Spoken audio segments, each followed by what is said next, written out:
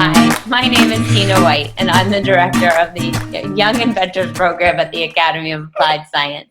And I'm with my friend Thomas today, and we're laughing a lot. But we're glad that you're participating in the summer reading program at your library this summer.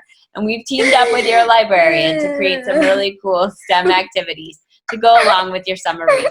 So keep watching this video, and we'll show you exactly what you need to do, and we'll talk about some of the science going on so that you can continue to explore at home. And don't worry if we go too fast in the video. Thomas, what can our friends do if they need to catch up? Pause the video. Pause the video. Just press pause to stop the video until you catch up, and then you're ready to move on. You press play again. Along with this video, your library should have also given you a copy of a written activity plan that you can download at home. This plan is just a written version of what we'll show you in our video. And you can also download the lab notes worksheet that goes along with this activity to help you along the way.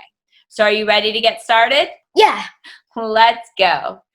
Pizza delivery for Rapunzel. Rapunzel, Rapunzel, let down your hair.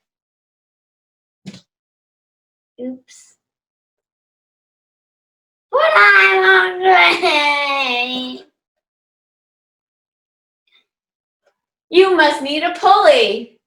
I don't know. What is a pulley?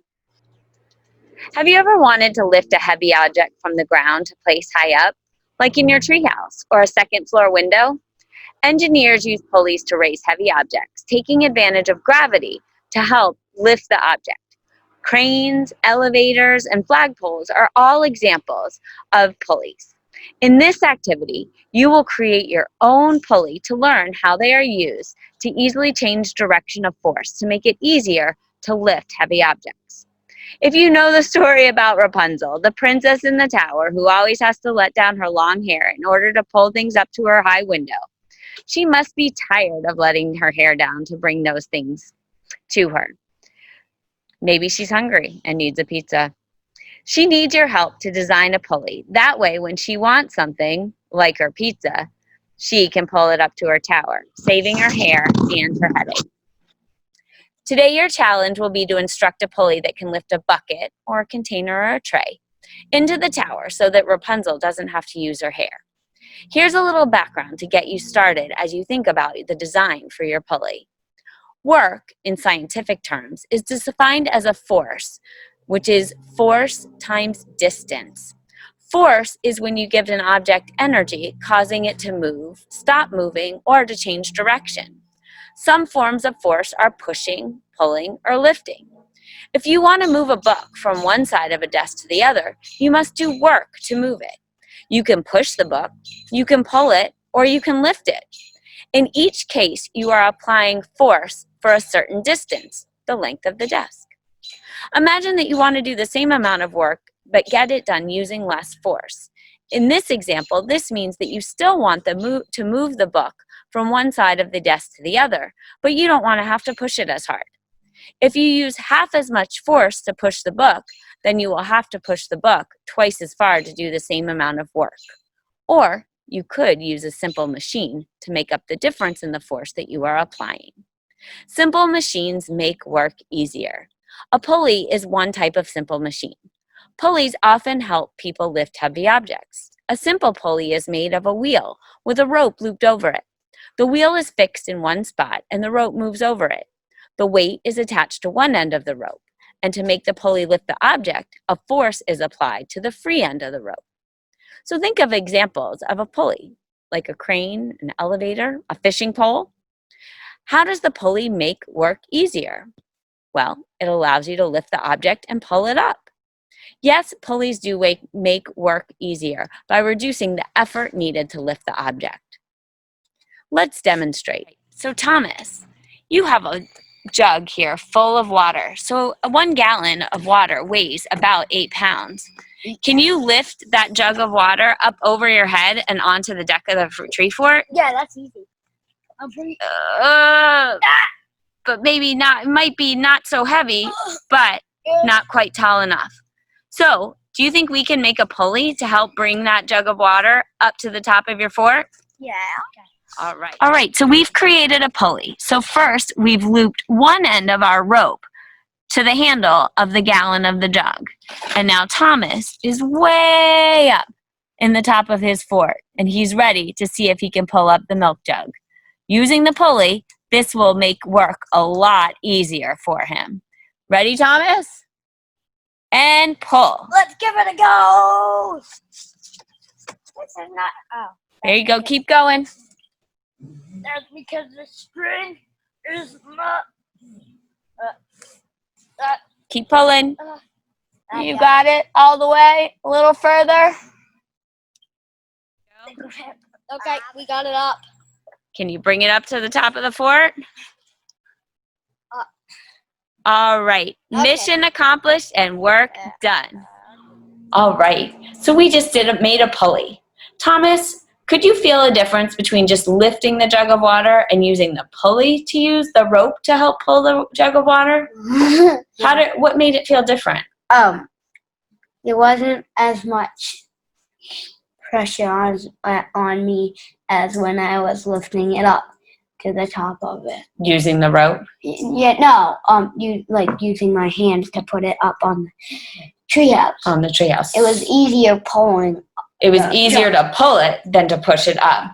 Mhm. Exactly. You just created a type of pulley to make your work feel easier.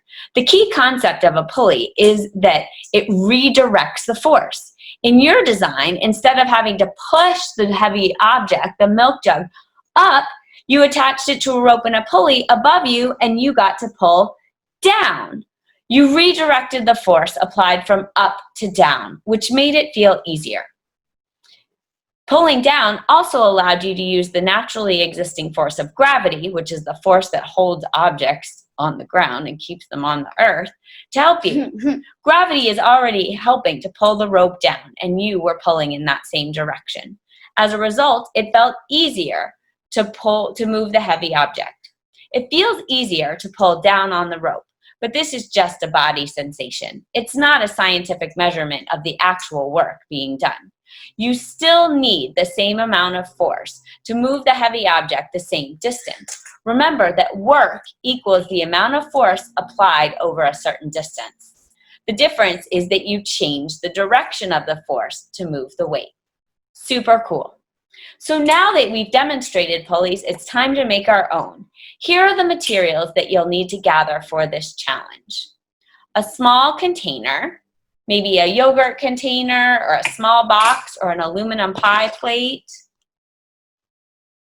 Some thread or string, yarn, ribbon, at least 3 feet long. So you may even need a ruler or measuring tape to measure that.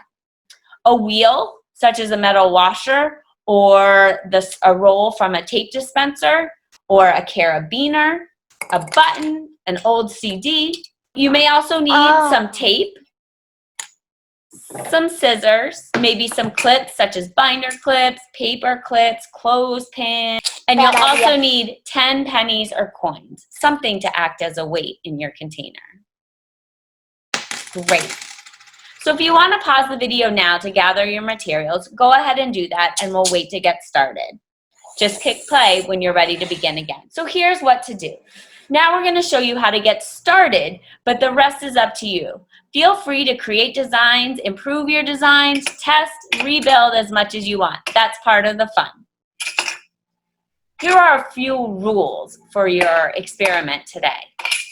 You may not use more than 6 feet of string.